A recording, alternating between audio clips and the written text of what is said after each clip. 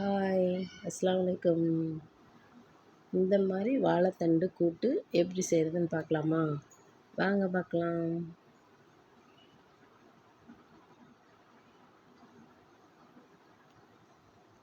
இப்போ இது பாசிப்பருப்பு நல்லா கழுவி நான் குக்கரில் போட்டு வச்சுருக்கேன். இதுலேயே வாழைத்தண்டை நல்லா அலசிட்டு இதில் போட்டுக்கலாம்.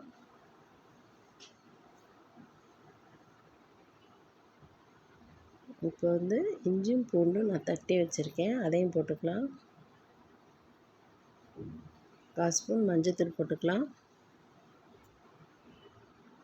உப்பு போட்டுக்கலாம்.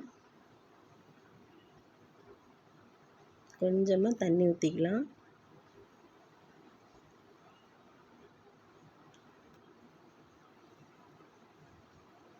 இது இப்போ குக்கரில் அடுப்பில் வச்சு ஒரு 2 விசில் போதும். 2 விசில் வச்சா போதும். பாருங்கள், இந்த 2 விசிலே நல்லா வெந்துருச்சு. இப்போ நம்ம இதை தாளிச்சுக்கலாம். 2 ஸ்பூன் நல்லெண்ணெய் ஊற்றிக்கோங்க. 1 ஸ்பூன் கடுகு உளுந்து போட்டுக்கோங்க.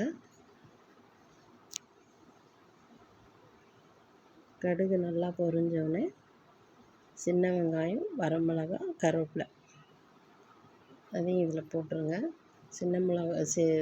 சின்ன வெங்காயம் ஒரு 10 வெங்காயம் நல்லா பொடியாக நறுக்கி போடுங்க. ஏன்னா சின்ன வெங்காயம் நிறையா போட்டிங்கன்னா நல்லாயிருக்கும், டேஸ்ட்டாக இருக்கும்.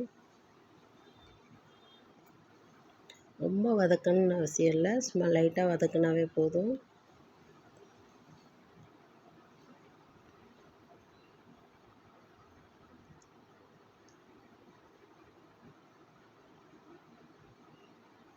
இப்போ நம்ம அந்த பருப்பை அதில் போட்டு ஊற்றிடலாம்.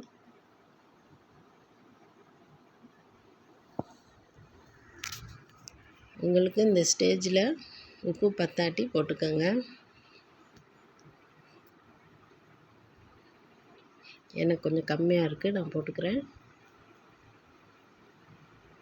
இப்போ கொஞ்சம் நல்லா கொதிக்கட்டும்.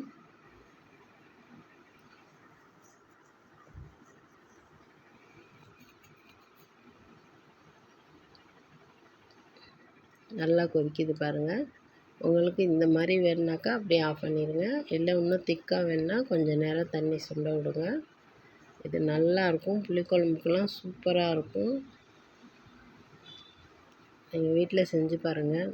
உங்களுக்கு பிடிச்சா எனக்கு கமெண்ட் பண்ணுங்கள், சப்ஸ்கிரைப் பண்ணுங்கள், ஷேர் பண்ணுங்கள், லைக் பண்ணுங்கள்.